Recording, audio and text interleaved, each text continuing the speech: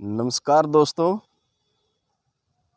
प्रकृति को देखो, प्रकृति को जानो अभियान के अंतर्गत आज हम पहुँचे हैं राजकीय मॉडल संस्कृति प्राथमिक पाठशाला नन्हेड़ा, खंड इंद्री, जिला करनाल, हरियाणा में। इस पाठशाला की खासियत ये है कि यहाँ पर जो मुख्य शिक्षक हैं श्री महेंद्र जी, उन्होंने बहुत सारे औषधीय पौधे यहाँ पर लगाए हुए हैं। एक तरह से उन्होंने यहाँ पर एक हर्बल पार्क विकसित किया हुआ है और इसके लिए वो दिन रात मेहनत करते हैं, पूरी तरह से विद्यालय को समर्पित है। आप देख पा रहे हैं यहाँ पर चारों तरफ जो भी पौधे लगे हुए हैं वो सब कुछ न कुछ औषधीय गुण लिए हुए हैं। इसमें कुछ सजावटी पौधे भी हैं, कुछ पौधे ऐसे हैं जो सजावटी होने के साथ साथ बहुत सारे औषधियों में प्रयुक्त होते हैं और बड़े चमत्कारी गुण हैं उनके। तो जहाँ पर मैं खड़ा हुआ हूँ, यहाँ पर ये जो पौधा आप देख रहे हैं, ये निर्गुंडी का पौधा है। ये पौधा आमतौर पर पूरे उत्तर भारत में कहीं भी नदी किनारे, रेलवे लाइन के किनारे, सड़क किनारे और खेतों में भी स्वतः ही उग जाता है। ये नीले, सफ़ेद और काले फूलों वाला पौधा है और इसमें शहद भी भरपूर मात्रा में पाया जाता है। आप देख पा रहे होंगे इस पौधे पर मधुमक्खियाँ बैठी हुई रस चूसने का आनंद ले रही हैं। बहुत सारी मधुमक्खियाँ यहाँ इस पर मंडरा रही हैं, तितलियाँ मंडरा रही हैं।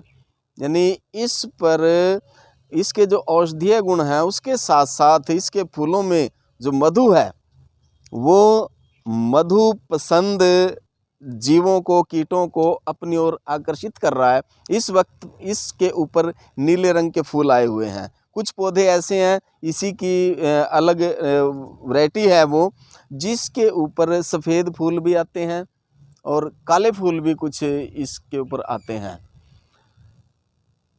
हम बात करें अगर इसके गुणों की, औषधीय गुणों की, तो ये बहुत सारे रोगों में बड़ा चमत्कारी असर दिखाती है।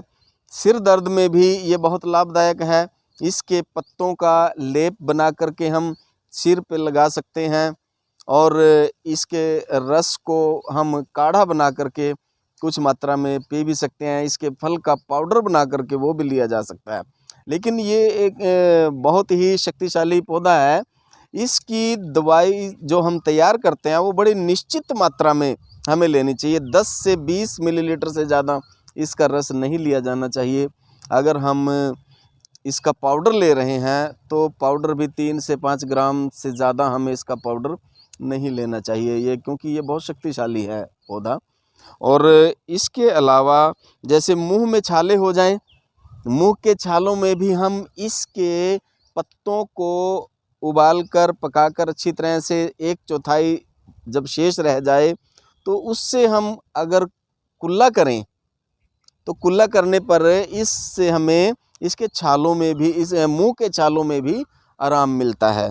और पेट दर्द में, एसिडिटी में, ऐसे कई रोगों में हम इसका प्रयोग कर सकते हैं। अगर पेट दर्द है तो हम इसके पत्तों का काढ़ा बना करके उसका सेवन कर सकते हैं। एसिडिटी के लिए भी ये बहुत लाभदायक है।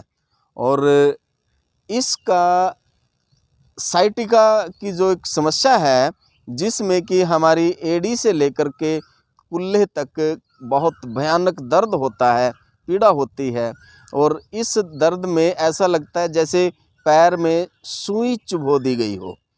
ये साइटिका, इसका बहुत कम इलाज देखने में मिलता है, लेकिन निर्गुंडी के पत्तों का काढ़ा और साथ में अरंडी के बीज मिला करके या अरंडी के तेल को मिला करके हम उसका सेवन अगर करें तो ये गृध्र ऋषि जैसी, साइटिका जैसी जो भयानक बीमारी है, जो कि जिसका दर्द बहुत असहनीय हो जाता है, उसमें भी बहुत लाभदायक है। इसके अलावा ये स्लिप डिस्क, जैसे कमर के दर्द में या बार बार स्लिप डिस्क होना, उसमें भी इसके पत्तों को भी हम अरंडी के तेल में मिला करके इसके पत्तों के रस को और उसकी मालिश कर सकते हैं और सेवन भी किया जा सकता है इसका।